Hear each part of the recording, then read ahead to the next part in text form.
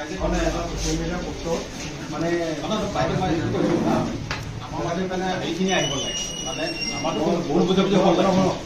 এই বস্তুটো চোৱা মই কৈছোঁ আমাৰ যদি বিতৰ্কিত আহিব লাগে আলোচনা হ'ল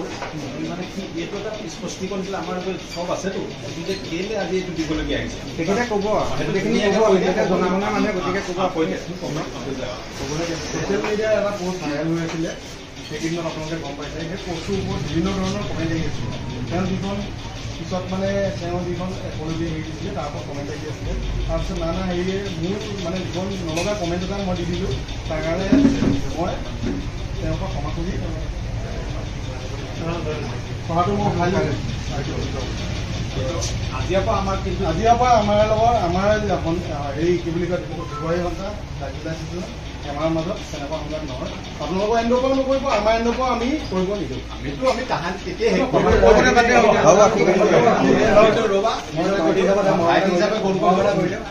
মই তামোল পাণ ল'ব পৰা মোৰ যোগ্যতা হোৱা নাই তুমি দিছা কিন্তু মোৰ নাই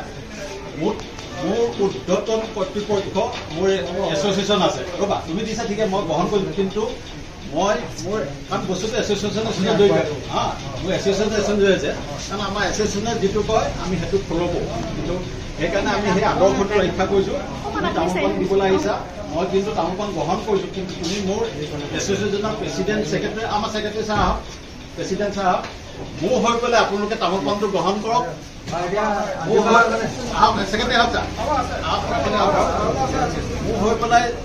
মোৰ হৈ পেলাই যিটো মানে এখেতে ভুল ক্ষমা কৰিছে মোৰ আমাৰ সন্থাৰ প্ৰেচিডেণ্ট ছেক্ৰেটাৰী কৰিছোঁ এতিয়া ভাই ককাই দিছে একো নাই দিব লাভ দিব